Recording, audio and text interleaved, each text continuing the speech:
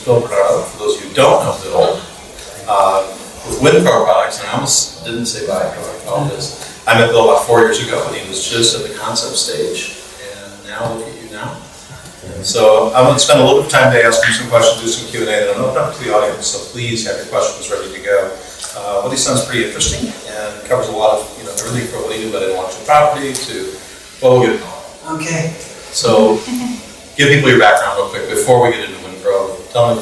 Okay, well, I grew up in the big company food world. I worked for Hormel. I was the head of marketing at Johnsonville. I worked for Sara Lee. I was a new product consultant for about 13 years. I then became the first president of the consumer products division over at APC in Ankeny, and that's where I discovered the magic of blood proteins, bioactive functional proteins, and what they can do for animals. I headed that up for about 4 years, and we were focused primarily on livestock and horses. I was a dog lover, still am a dog lover. My lovely wife and I have 4 dogs, and they're our life. And I decided to go out and do what I could for the dog, and I saw what these proteins can do for the big animals. They work even better in dogs. So we're really excited about what we're doing, our mission, and so far so good.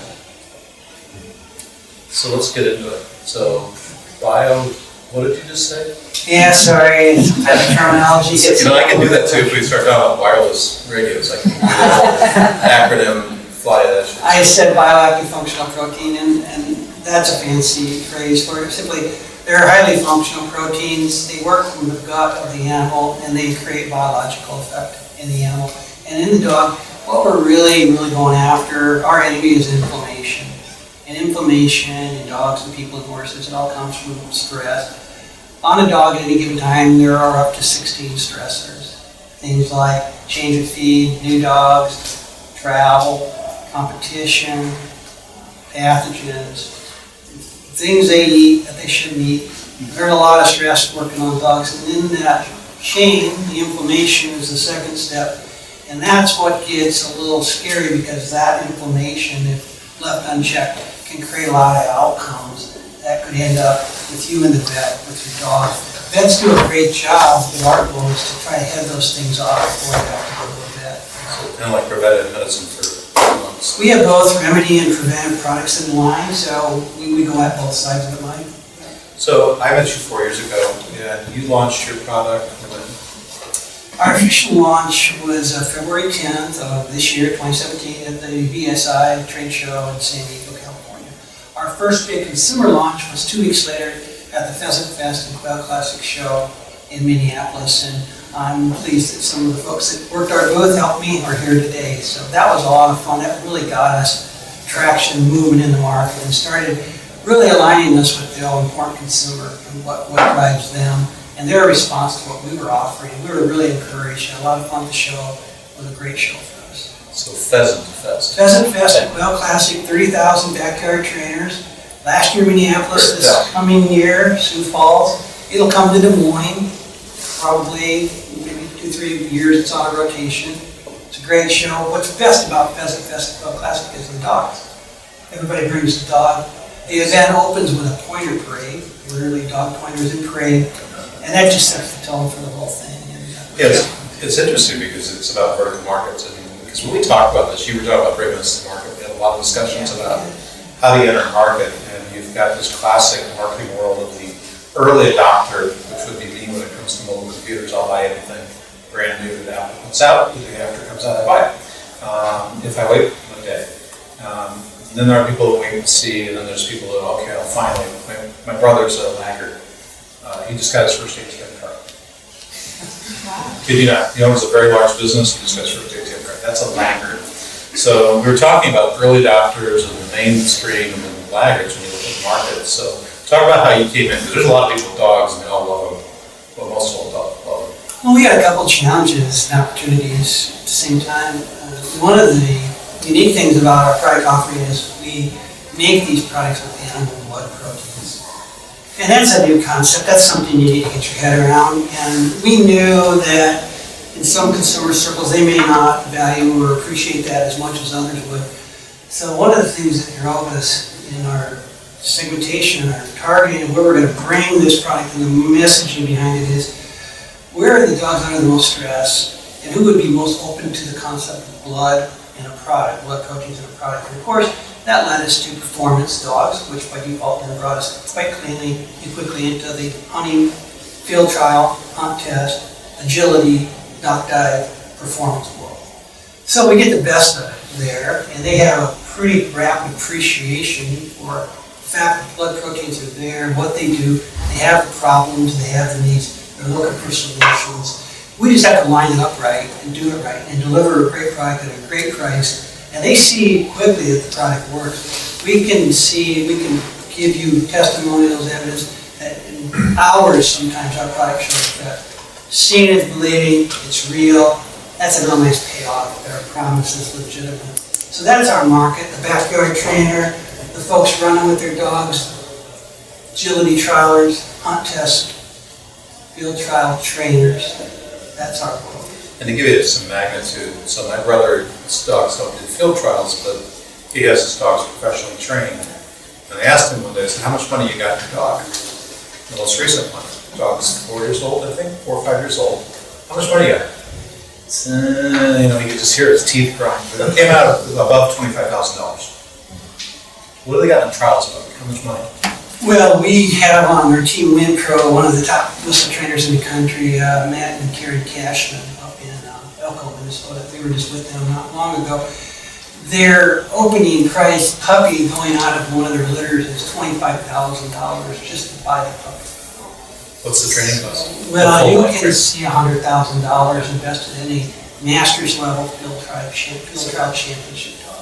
So, when you're thinking about breaking, what's your product retail? What's one? $29.99, $1 a day, helps keep inflammation at bay. At first I'm like, do people always spend a buck a day on their dog? And then we start doing this math, I'm like, oh, sure they do.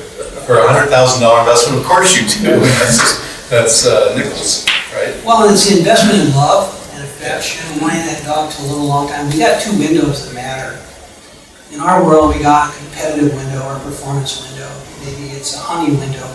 We want to take that window and make it as broad as we can. So you start in dog hunting, say at 1 year old. We want that dog to hunt successfully, not to 6 years old. We'd rather see it up to 8, 9, 10, 11 years old. And then you've got the life that really we care the most about, and that's how long will this dog live? How long can I love it, nurture it, be part of my family? So we deal with two lives, and we work to extend both and quality of both. It's great stuff, and that's what we get up in the morning. We know this is our mission, this is what we're doing. So back to the blood-based products, it's kind of funny because you have to remind people, some people, dogs are carnivores. By nature, they eat other mammals. So it's not a foreign object in the body, and I think we sometimes get oversensitized to these kinds of things. And, so I think that's one of the things, and the trainers get that. And then the other thing is the trainers make recommendations. My brother, if he gets his dog back from the trainer says, put him on this, he's going to put him on that, which I think is kind of fascinating, because it takes your market down. They have a lot of credibility, a lot of relevance, just like a vet does, a trainer does, a breeder does. What they say, people listen to. That's why we recruit the best trainers, the best competitors to Team WinPro. Because these are our influencers. These are the people wearing the WinPro black vest. These are the folks winning the trials. These are the folks people listen to. And that's the ambassadors of our brand. People that give us this reach and relevance that's so important. So between concept and product in the market, it's not easy to produce a product. Mm-hmm. And you've been through this before, so you have a little bit of a head start. But let's talk through first getting the product produced and then the packaging. Just getting the product into the bag and into distribution. Take us through some of the background on that. We were twice blessed in this journey because early on, we were introduced to a company in Blissfield, Michigan, Euclid Health and Nutrition. They're one of the oldest animal health and nutrition companies in the country. They also have a very good human health line. They brought us not only a passion for WinPro and for our science, but a passion for product development. They have a team there in Blissfield that's amongst the best in the world. They have an outside advisor, Jack Rogan, who's recognized as probably the top formulator in the country. We got together early on in Michigan. I shared the concept, the opportunity, our goals, our mission, and they were really on board. They worked with us for over 2 years to develop 4 WinPro products. We only have 4 because we know we can do a great job in these 4 conditions. training and recovery, joint mobility, focus and calming, and immunity, keeping that immune system strong, keeping that digestive performance of the dog in peak condition. They worked with us and we developed 4 highly proprietary formulas. Within that mix, there is something special, our Coke syrup. We have a Coke syrup. It's our blend of blood proteins. We call it K-Thrive. K as in dog thrive. That no one knows about. When Euclid gets K-Thrive, they don't know what's in it. It's blended here in Iowa separately. We do that. We ship it to Euclid. That's the silver bullet in each of our products. But they made the matrix work. They brought all the other actors. They helped us with all the animal testing, all the palatability work, all the formulation, because the thing has to stick together and need a certain shelf life. It's got to be palatable. Dogs got to love it. It's got to have a certain texture. There's a lot to accomplish. They were key to that. In my past life at APC, I discovered probably the best packaging solution in the land, and Amy Boss. I was glad to steer it to the same people on a little sidekick. Baker Design up in Minneapolis is extraordinarily good. They are very, very expensive. They're probably the most expensive choice out there. But you know what? The last place you want to skimp, cheap, cut costs is packaging, especially when you're developing and offering a consumer product. It's got to sit on the shelf and sell. Great job in every way. Can't compromise anything. That was a long process, so I've got probably almost 3 years invested in this whole window. And so we know when we went out to the market, we have something that would have impact, that would fit, work, and do what we asked it to do. How do people find it? How's the product get to the market? We're pursuing a multiple channel strategy. Our first channel we opened up was the distributor channel. These are animal health distributors that take products like ours and they put them in different places. Places like independent pet stores, farm and feed stores, and vet clinics. Vets have huge influence. People listen to vets. They're somewhat like God when it comes to animal health. If a vet tells you to do something, you let her go, you're going to listen. So that's an important audience for us. Simultaneously, we're looking at places where people go to buy backyard trainer products. There are a lot of websites and places that feature these kinds of products. We want to be there. Our most immediate and most exciting venture, though, is going to see the market in about 10 days. We are launching our very first, with great excitement, e-com site that will allow us to take our message, our products directly to our target user. We're going to offer a very good price, $29.99 a day, $1 a day, and free shipping, and give them the content and information and love that they deserve. And so we'll be looking forward to, I think, a real robust response to that when it debuts in just a little bit. Around that, by the way, you got to bring eyeballs to the site, you got to educate, you got to make people aware. We are going to launch our first pretty aggressive digital marketing campaign throughout the fall hunting season. So they go together.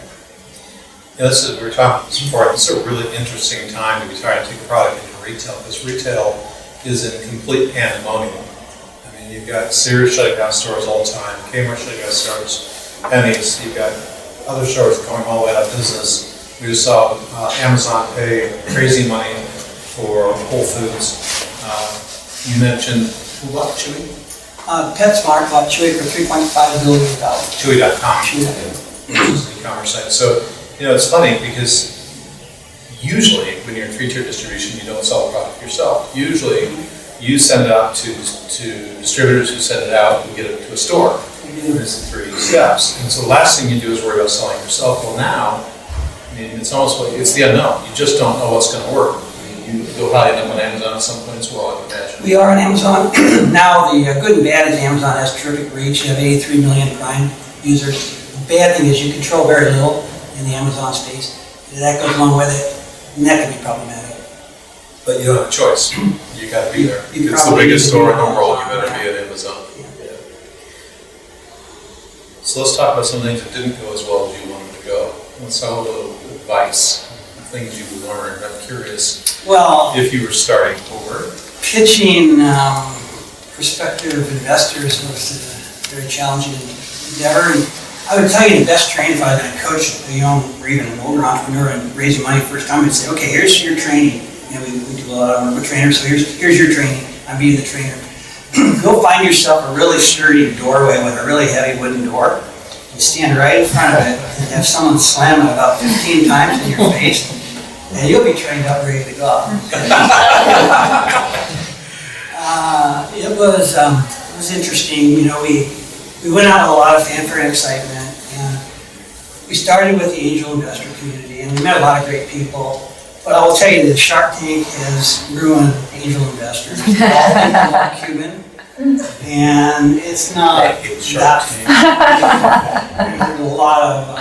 Can we have a show of hands? How many people think that reality TV is real?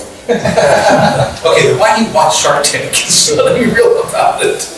Well, anyway, I'm kidding, but No. we had some real good experiences, and we had some people step up to say, yeah, we want to fund this. But in our world, you know, to really create a brand and go out and engage the consumer and to work through distribution, our resource commitment that we needed to really kick this off right was much higher than the angel investor group that we were talking to, or even individuals who were willing to reach to. So we had to find a different way, and that's when we began to talk to both strategic investors and venture capital folks. And we ended up, through about 2 years of pitching here and there, everywhere we could, we ended up with a really great partner in the Summit Equity Group here in Des Moines, and they took the full offering in a minority position. And they bring much, much more than capital. They bring a lot of talent, experience, and areas of expertise that we don't have, so we can focus on what we do well. So it's a really great partnership. I think it's worth stating, 2 years raising capital, 2 years. and a lot of notes. All knows. And then you get the last one, because it's always the last one, well, it takes the whole thing. Yeah.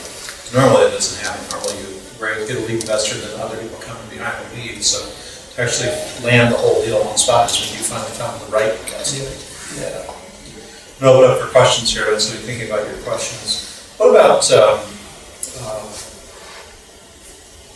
just building your team? Because you were a team of one for a long time. You were literally a team of one. You had to take some time off from that. So, well, one of the smartest things I ever did is listen to the advice that you can't do it all yourself. Even though I want to. You know, I grew up, I was a wrestler, high school and college, so you're all by yourself. I ran 40-some marathons, and you're all by yourself. There's no one to help you. I was doing duathlons, you know, competitive duathlons, and there's no one to help you. So you get this mentality that I can do anything alone, and I'm better alone because somehow I can do it. And you know, I learned pretty quick in this thing that was folly. That was, you know, a path to failure, and I wasn't going to go down that. So I started reaching out to people. Kurt Irwin, I reached out Randy Fortberger, and then I had Alicia Herman, who was my best resource at APC, where we used to work together. She left APC and she came and joined me. And then we brought Carol Paul over from APC. So we're putting the pieces together as we need them. And we're bringing new resources on for the e-com launch. So as needed, we're staffing accordingly. We're not piling on people because we have to do it intelligently. And we are. We won't do it perfectly. yeah. We will not do it perfectly. We're trying to Anybody time ever it. do it perfectly? You know. Questions? Yes. Is most of your marketing through VAS then? Well, now with our new campaign, running through the fall, it'll all be done digitally through social media and through targeted ads and through participation in different associations. And so we hope that it'll help the vet, we hope it'll help the trainer, we hope it'll help anywhere that's selling our product, because we're going to be building awareness with the consumer So directly. what type of stores, where are you putting your product? Well, right now we would be in some vet clinics, we would be in some independent pet stores, some farm stores. We would be on Amazon.com. We are for sale on our own site. We're now launching a brand new e-com site, taking a step beyond. But those are places you would find us today. The distribution build to get on store shelves is slow. It takes a lot of time. We're still engaged in it. Okay, you have to pay slot fees and free. We have not, and thankfully it's not the grocery business yet. However, that said, Mill Sleep Farm and Bass Pro Shop are now owned by venture capital companies, and they are beginning to play the various sorts of games you're discussing there or describing. Slotting fees, a lot of other charges to do business with them, but Yeah, especially like the Bass Pro, you get into these experience stores where you walk into the store and you think of all the millions of dollars were spent. It doesn't have anything to do with selling the next product. It's an experience. It's the bar, it's the restaurant, it's all the displays. That's how they're paying for it. So, which is unfortunate, but it is. We're blessed for the most part that has not crept into our industry. Yeah. So just a kind of technical question. So one word answer on this one. Is the product a liquid or a powder? Oh, sorry, that's a great question. I should have certainly shared that early on. It's a soft chew, Okay, it's a soft chew treat. If we dose the animal, that is our carrier, that's our delivery system. Okay. If we don't get into the gut of the animal, we have no effect. So we have to get in the gut. We do that with a very palatable treat, soft chew treat. 2 a day for a regular sized dog and 1 a day for a small dog. And then what kind of blood, whose blood do you use? And, or what animal's blood do you use? And I'm guessing you do some sort of molecular process for the blood. Or you isolate or? Yeah, we answer it in sequence. The blood that we use is all porcine, all collected from processing plants, USDA inspected processing plants in the Midwest. The blood is captured at the site of the slaughter. It's very, very hygienic. It's immediately put into refrigerated stainless steel tanks. On site, and the blood is centrifuged, which means it's spun. Most of the water is removed from the blood. It then goes to further processing facilities where the blood is fractionated and broken up into different components, each with different characteristics and value. It is then spray dried, and we buy the components in the spray dried form. We blend them in a dry powder called K-Thrive, ships to Michigan, put into their systems with all of the other actives and their ingredients, and we form in soft chew treats. Look at little picture of it. I'm sorry I didn't bring it up. So just a follow-up, so you're not actually doing, you're just using the blood and adding supplements. You're not actually changing the molecular, or pulling a protein, extracting a protein or anything. We are through the fractionation process. You are. You're gonna get into this cook recipe that you said is gonna take. Yeah. And it's done, Camera off for a while. through reverse osmosis and filtration in different particle sizes. We different, act different. That's a really good point. So if you patented all this, the problem is as soon as patent issues, everybody knows who's done. Right. But if you keep it trade secret and control that mix, and only a few people, you said you guys do it yourself or you have someone who does it with you, it's really hard to duplicate because it's not Right. what's in it, it's how. AccuMold and Ankeny does the same thing. Their molding systems is they're not patenting what it is that makes them so good at molding really, really tiny parts. Those are trade secrets, which means they can stay there forever. A question back here? So that's a commodity, and obviously the price moves and is fluid. So how do you do pricing, or how do you determine that? Do you Well, change that? I don't know that commodity is quite appropriate. Perhaps on the blood plasma component would be, because it is sold by multiple entities and you have different grades and different types and sources.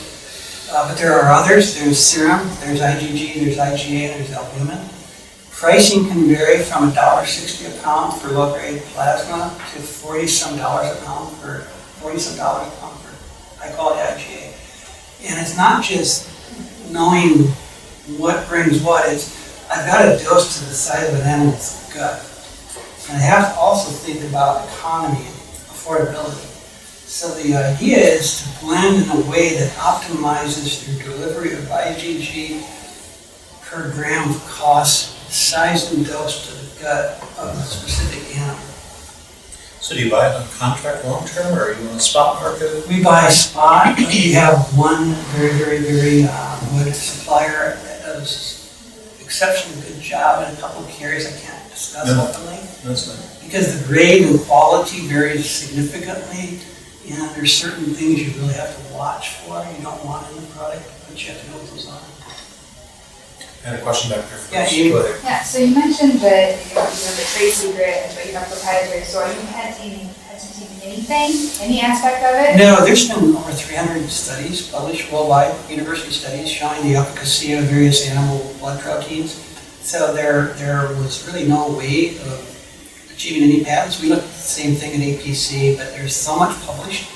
The concept of science behind fractionation and spray drying of animal blood proteins, there's nothing there. We could pursue perhaps a patent on our particular blend. However, it's a very long, extensive process, and we felt just establishing a trade secret and keeping it proprietary under a trademarked term, K-Thrive, was an easier, better way for us to go. You know, it's interesting because it benefits in launch to have all these studies that have been publicly done, because when somebody says, well, prove it works, it's like, well, I can send you a document with all the link studies, and every one of those studies is, you know, there's thousands of pages of clinical study done, so this stuff works. And so it's an advantage there, but it's the challenge with patenting, is even if you have a patent, the problem with patents, my last company, we had over 800 patents. And someone would come to our door and say, well, you're violating my patent on this kind of barcode scanning. And the short versions we go, okay, just for the sake of discussion, let's say we are. We did a little research, you're violating 11 of our patents. What do you want to do? So in other words, it becomes this whole offense-defense game. And one patent, even 3 patents, may not get you anywhere. When we went into the RFID space, we ended up with over 200 patents through acquisition, just so we could have the dominant position so we could box everybody out. So if you're going to go to a market where patents matter, you either have to be the biggest, meanest person on the block, or you're probably going to be in a tougher position if you're trying to live off your patents. You had a question there. Yeah, so what sort of regulatory hoops did you have to jump through with that animal? Is there an FDA for? It's a great question. Yeah, and that was really important to us to do it the right way. So very early on, we decided to become a member of the National Animal Supplement Council, the NASC. That operates under the jurisdiction of the FDA, and that's our regulatory role over animal supplements. And Bill Bookout, the founder of the NASC, is a very good friend and a great advisor. Way back in the very, very beginning, we went to Bill with the concept, and he's been a great partner and a big champion and help. He's guided us, taken our hand through the entire process, and we are an NASC approved product. We will always be made in an NASC approved facility. We don't yet show the NASC quality seal because we haven't completed their audit, but we will. And they're great. They defend us. They not only tell us how to do things the right way, but they also defend us. They're challenged by other regulatory bodies, which they already have. But you know, playing it the right way is everything. When I was at APC, I worked primarily in marketing. I never worked on product development. They didn't give us access to formulas. I walked away with nothing. But the answer is just where Mike was at a minute ago. It's all out there. There's over 300 studies. You can learn everything you need to learn to create a product like this that you want to learn and study it and look at it and link it up. It just takes a lot of time. Yes. So, talk about the impact of clinical trials and how they move the product through and can help. Trials are key. And, you know, this whole science began at Iowa State University back in the early 1980s in very formal trials using weaning piglets. The revolution of blood proteins started in the swine industry at Iowa State. Weaning piglets suffer through more stress and hardship than any animal on the planet. And the mortality rates were high, 15, 18%. Through research at Iowa State, through clinical trials, they found that these animal blood proteins, once introduced into the ration of a piglet in a pig starter diet, dramatically reduced the incidence of mortality and morbidity within the pigs. That quickly then spread into dairy calf products, from there into beef calves, lamb, kid, goat followed, then horses. We were part of the performance horse revolution at APC. Now is the year of the dog. It's the next evolution. Trials, we do trials ourselves. Yeah, well, I'm back here. Yeah, you mentioned you had like 4 variations. 4 products. Yeah, Yes. 4 products. So also, I guess kind of piggybacking off that is you mentioned like there's benefits sometimes seen quickly. Like what are, first off, could you name what that kind of looks like? Sure. Benefits. And then just kind of follow up by, I have a dog and he's torn both his ACLs. And so like, is there like something specific towards, you know, either looking forward to whether it's arthritis because he has a TPLO surgery disease, or what other kind of, because he's not even 3 yet, and so, you know, what is his long-term life quality look like? You got a lot of questions in there. Yeah, sorry. Let's take that back now. Let's start with You know what's cool about that line of question? You know, it all points to the same product and the same answer, and I think I can do it. Our best-selling product is our mobility, our joint health product. It's in a green package.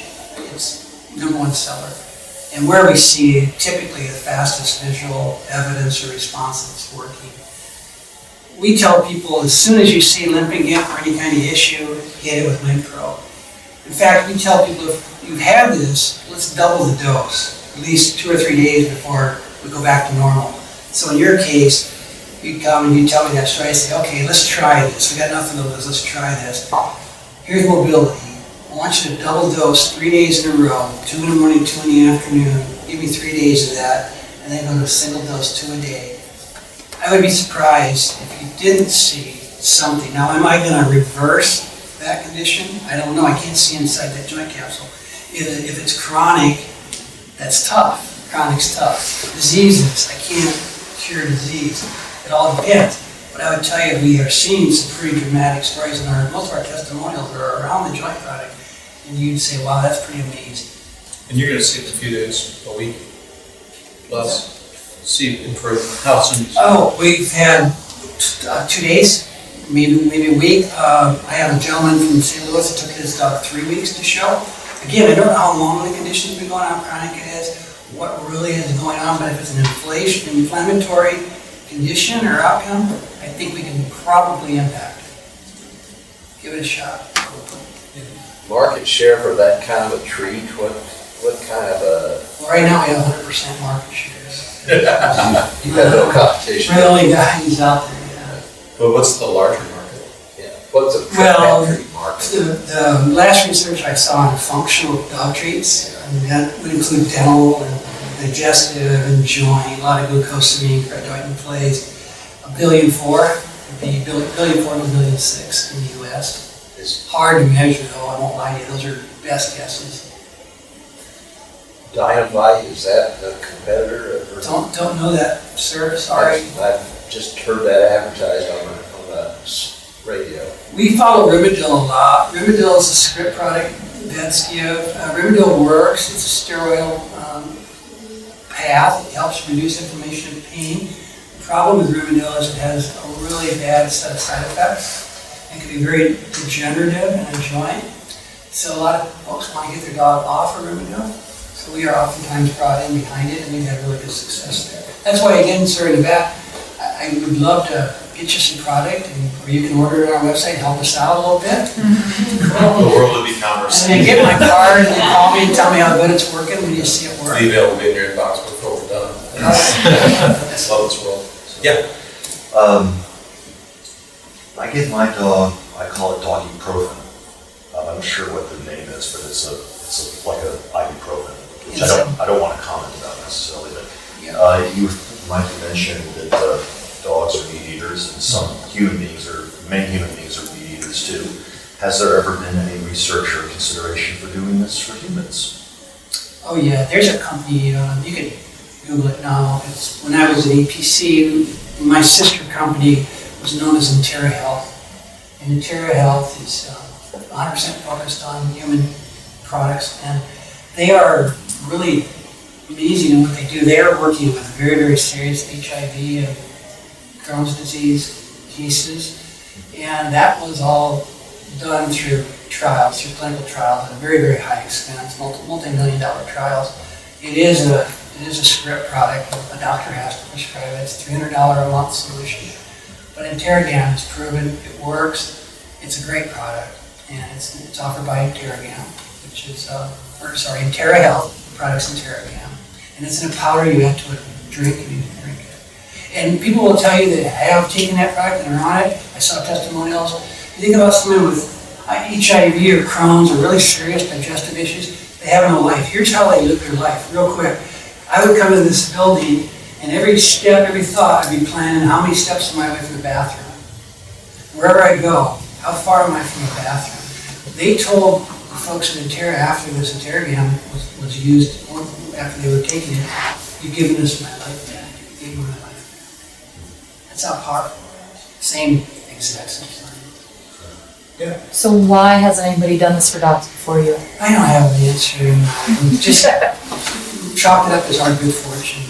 But it doesn't. Somebody had to be first. Yeah, that's kind of. You know, you tried to get your company to do that, and that's why you left. right? Well, we did try to go in there and there was some issues, and we were looking at partnering with Hormel, and that wasn't a very good experience, so it wasn't in the cards there, so. Although Randy, I actually left to do a food company first, ended up in dogs, and glad I did. It is a classic thing to hear, though, about a large company that's in the market, really focused in some markets. By the way, it's good to focus, because there's really good, but then you have people say, well, we could do this. And the company says, no, our focus is over here, it's where our board wants to go, and by the way, you do what your board says or you leave. And so people leave and go do that. And don't be surprised if some company that was saying, no, later buys this and puts it back in. In fact, well, Cisco is very well known throughout the 90s for doing this. They encouraged you, if you had a really cool idea that was on their main product now, go do a startup, we'll give you some seed money. And if it works out, we'll buy your company. And I think Cisco last I saw was over almost 900 acquisitions because they built this global sales and marketing team around internet, Ethernet products and wireless products and said, no, they just take your product, put their brand out and sell it globally. That was their power. The power was not building the product. Yeah. So how did you end up making the ultimate decision on who you were going to have as investors? And so you mentioned some of equity. And how did you say yes to them versus yes to someone else? Or are they the only ones that really wanted to go? No, we ended up having a 2-horse race. Ironically, after all the door slamming, we actually had a couple of folks emerge, both venture groups, both show a lot of interest. It came down to gut, cultural fit, trust, interpersonal dynamics, and how they went at it, and what their philosophies were. A lot of it was philosophy. Did they have the right philosophy? What I liked about Summit, I liked a lot about them. Never thank Randy Forberger for introducing me. I liked them because they told me this: we don't have any perceived strategy. We're not under some plan. You're not under pressure to gen sales. We're going to put this thing in 2 years or 3 years or 4. Let's just go out and build the best brand, the best company, the best success story we can. We'll just see where we end up. I think there's something to be said there because really, when you take an investor, you want to know what their angle is and what motivates them. So people ask me, what's their venture capital and angel investing? Well, other than a lot of, how far and how big and how far along. If I'm an angel investor and I invest in Jennifer's company, it's mostly because I believe in her company, what she's trying to do, and I believe, yes, there'll be an exit someday, but my emotions rule. My emotions are the deciding factor. It's not just simply do we hit a number now. If I'm running a venture fund and I'm taking all you people's money into this fund and I'm responsible to you for a return, I will sell Jennifer's company for the highest price I can get as fast as possible. They've been called every nasty word in the book as venture capitalists. There's all kinds of stories about it, but that's their job. And so when you take venture capital money, you have to read the prospectus of their fund and understand what they're being paid to do. Because if they don't do that while they get fired, they don't have a job, and most of their earnings are tied up in how well does the fund do. The fund manager doesn't get paid a lot to manage the fund, they get paid if they win. So just knowing that. And the other thing I would say is, I don't know how many of you saw Ben Milne speak at Accelerate BSM, but he talked about the value of investors being employees that pay to work for you. So you want investors that not only put money in the company, but want to come in and help. And so you want to find those people who you trust and you want to actually work with and spend time each week or month with. Money by itself is just is an accelerator, but it doesn't mean you're going to go somewhere good. It can take you somewhere bad just as fast as it can take you somewhere good. Another question over here. Yeah. Question. So, can you talk about your sponsors, or do you have brand, ambassadors? WinPro. Yes. Right. So, if I was in a competitive arena, I would imagine that I would want to withhold any competitive advantage. Did you run into that at all? We do, and here's how that works. We did certainly have that, especially around one guy who was just awarded for the second year in a row Korean Dog of the Year. He's one of our best guys and just kicks butt. He does have that philosophy. However, then he'll also say, if you listen carefully, oh, but there's some guys I do want to know about this, and friends. He's got his circle, and then they got a circle, then everyone has a circle. So while they are somewhat protective sometimes of the competitive edge, they also just a guy to tell a few special people and that's how it gets around. Some of them don't have that vibe, they just want to share it with the world. Laura Miller is one of those who's from Scotland, one of our best people. She just wants to tell the world how great it works, so that's a good question. And in a social media world, that's what matters. Yeah. You can't buy enough ads anymore to make a difference. Do you have any plans to go beyond social media for advertising? Absolutely. We've got, anybody in here see the television show The Flush? Flush on Sheriff? The Flush is on the Outdoor Network. It's viewed by 2.8 million hunters a week. It's a great TV program, and in every episode they feature a magnificent dog. The dog is the focus of the episode. And they're out hunting. It's upland game, it's pheasant, it's quail, it's partridge, it's that world of perch. And we have been invited to participate, and we're looking at a proposal. We haven't pulled the trigger on it, but it's really tempting. It's really tempting. Why I love TV is they're going to give us multiple airings per week and a lot of promotion around it. You can see the dog in motion. We can bring Team WinPro people into the episode and really show the product, talk about it, and it's visual, it's moving, it's sound. I really like that. It lives a long time too. And we get programming, spots another programming they control for the outdoor enthusiasts, so. And I think that what's important about it is it's a very focused channel. Very. Most of the people watching that show want to watch the show. They seek it out. It's not, oh, I searched and found this thing. And it's people that are directly remarkable. People watching aren't buyers. So I mean, when you think about advertising, I watching a football game and Chevrolet advertise a truck, I mean, what a crapshoot. How many people, you don't know. The demographics say it's a lot of guys, a lot of people can buy cars, but you really don't know. You get into those kinds of programs, kind of like some of the automotive programming that's out there here in cars. There's all kinds of very specific Jay Leno's Garage, the Haggerty series. Everybody watches it because they're passionate about cars. They're buyers, so as an ad spend, it makes much more sense, but it's not cheap. No, it isn't. Although the best buys, I think, are some of the vertical print books, like Retriever News, American Standard for the pointer world, Gun Dog Magazine. Incredibly good editorial, great photography, Orvis quality stuff, and you can buy a half-page ad for $300. Wow, that's cheap. And you reach a great audience. That's our audience. So we have to do all. I mean, it's just not digital. I'm only digital, but that's a key piece of it. Well, I think as you're building those out, you have to think about when you're doing these campaigns, it's taking over time, and you have to pick the most likely buyer to begin and the most influential buyer. So if you start with the trainers because they're going to do the referral, your return on investment's higher. If you get a trainer to love it, because she's going to keep telling all these other people you can use this with your dog, versus the end buyer is good for 1 bag, 2 bags a month. So you also have to think about leveraging the dollar spend. That early market, if you can influence a part of the market for the same dollar spend, near the same dollar spend, you're getting a lot better return. Sounded to me like your huge market though is going to be in this joint thing because everybody's pet eventually is going to have that problem if they live longer. Yes, sir, you're correct. And over 60% of all of the supplements sold in pet are joint products. So that's something that could be done on a huge scale basis eventually if you can generate the momentum to sustain it. Yep. I'm leaving tomorrow for 2 days. I'm going to meet with 3 trainers, Minnesota and Iowa, in the next 2 days. And we'll be talking a lot about the joint product because they have a lot of problems with foals and pups and 1-year-old fighters because they run them hard. See, a dog doesn't know when to quit. A dog is genetically programmed to go hard every minute of every day.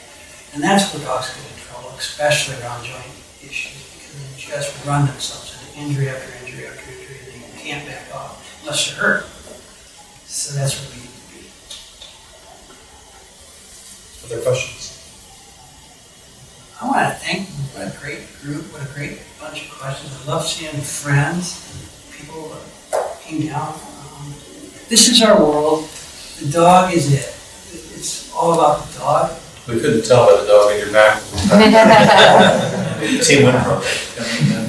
Bill, thank you for coming. You gonna be able to stick around for a few minutes? All right. Well, thank you, Bill.